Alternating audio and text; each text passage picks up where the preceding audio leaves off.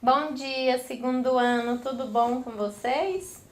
Hoje nós vamos dar continuidade aos nossos estudos de Present Perfect. Hoje vem mais um conteúdozinho, mais um conceito de dois advérbios que sempre aparecem nas frases do Present Perfect. Eu estou me referindo ao ever e o never. Olha só, vamos lá, vem comigo.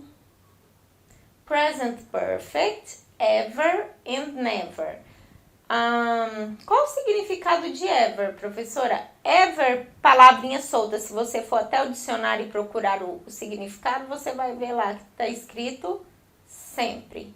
E never, qual o significado de never? Nunca. Mas aqui no presente perfeito, nós não vamos nos ater a esses significados, ok? Isso é só um significado para vocês saberem o significado de ever e never. Mas aqui no presente simples nós não vamos nos ater a essas duas traduções. Então, em inglês, segundo ano, professora Letícia. Então, ever é utilizado. Quando é que eu uso ever lá no presente perfeito?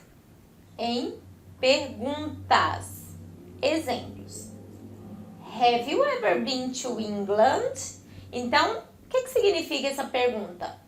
Você já esteve na Inglaterra? Então, esse ever aqui, ele vem mais ou menos nesse sentido, de já esteve. Vem com esse significado, certo? Então, have you ever been to England? Usado em perguntas. Has she ever met the Prime Minister? Ela já encontrou o primeiro-ministro? Então, e lembrando que, outra coisa, lá nas perguntas, o ever vem sempre depois do sujeito. Olha só, you e she.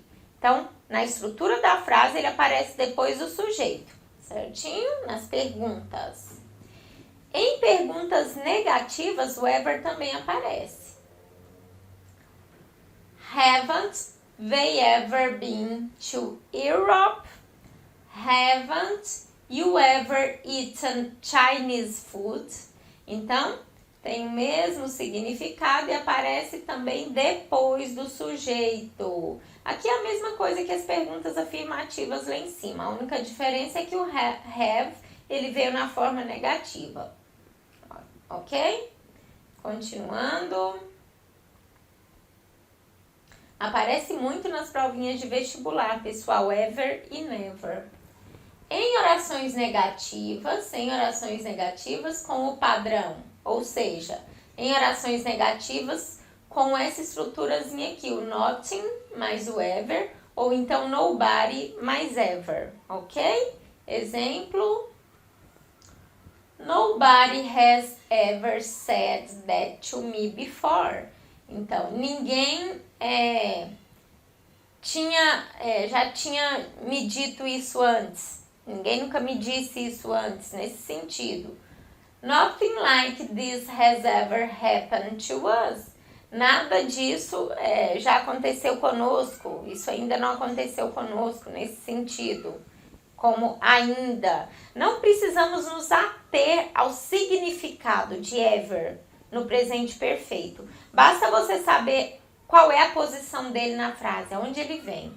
Então, quando eu tenho em orações negativas com o padrão. Por que aqui é oração negativa, professora? Por causa da presença do nothing e do nobody. Essas são palavrinhas que soam negativo, ou seja, são palavrinhas que trazem uma carga negativa.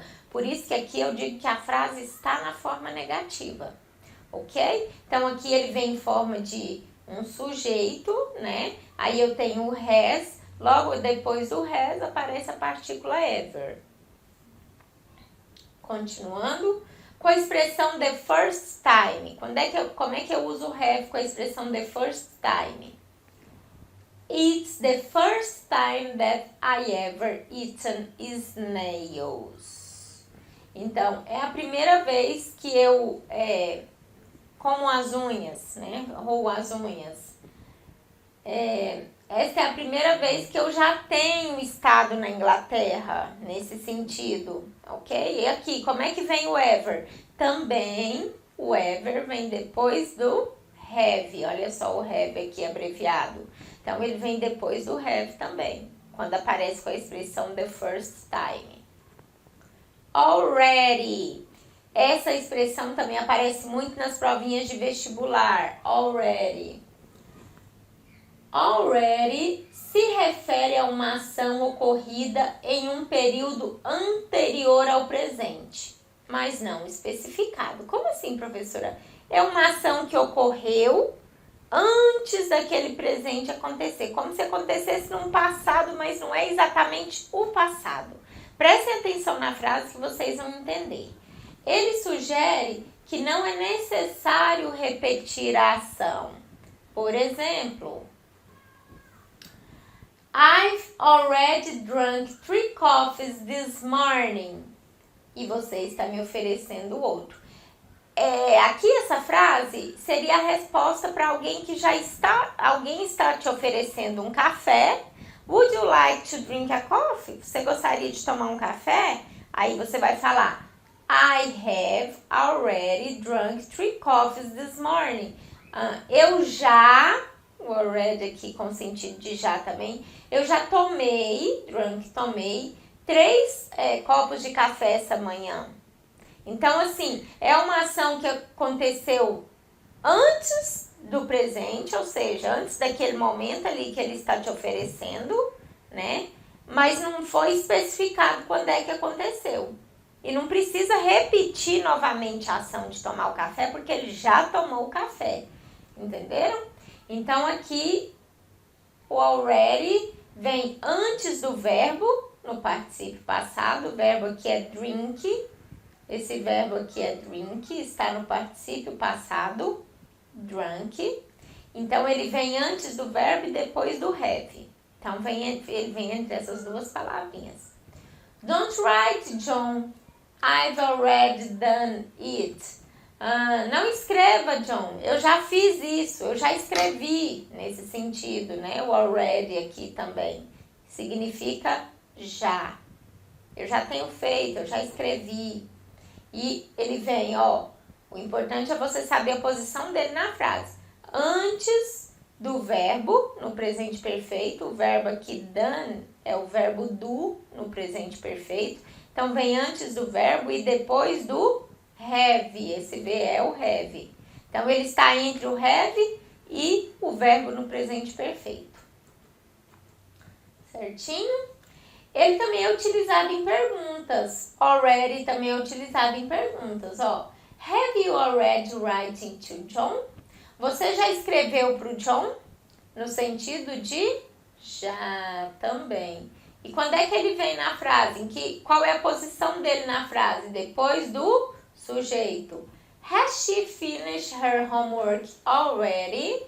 Aqui ele apareceu aonde? No finalzinho da frase. Então, quando eu faço perguntas com already, eu posso utilizar ele lá no meio da frase, depois do sujeito, como é o caso da primeira frase, ou então posso utilizar ele lá no finalzinho da frase, antes do ponto de interrogação.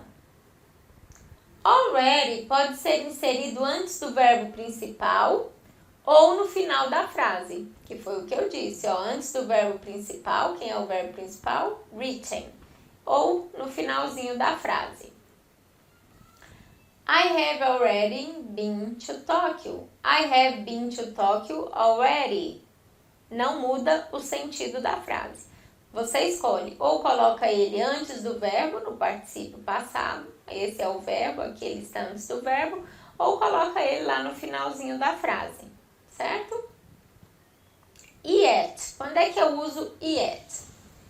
Yet é utilizado em orações negativas e interrogativas. Ele tem o mesmo significado do already, só que ele vai ser usado lá nas frases negativas e interrogativas, de modo a significar não, no período de tempo entre antes e agora. Ok? yet é geralmente inserido no final da frase. Vamos ao exemplo. Have you met Jude yet? Você já encontrou a Jude? Então, frase interrogativa. I haven't visited the Tate Gallery yet. Então, frase negativa. Olha só, o yet aparecendo no finalzinho da frase. Has he arrived yet? Finalzinho da frase, frase interrogativa. They haven't eaten yet. Então, eles ainda não comeram, né? Frase lá no finalzinho da frase, o yet, no significado de ainda. Eles ainda não comeram. A segunda frase, eu não visitei o Tate Gallery ainda. Você já encontrou a Jude? Então, pergunta também. Não se atenha ao significado, basta saber aonde ele é usado e com qual função. Então, é isso, pessoal. Essa foi a matéria de hoje. Usos de ever, never, already e yet. Vocês vão copiar no caderno de vocês, que aí nas próximas aulas a gente vai fazer uma atividade treinando os usos dessas 4 palavrinhas, ok? Copiem, façam a leitura com bastante atenção, dê uma estudadinha para estarem prontos para a atividade, ou na nossa aula do aplicativo, ou na próxima aula aqui pela plataforma, ok? Muito obrigada pela atenção de vocês, segundo ano. See you next week. Bye, bye.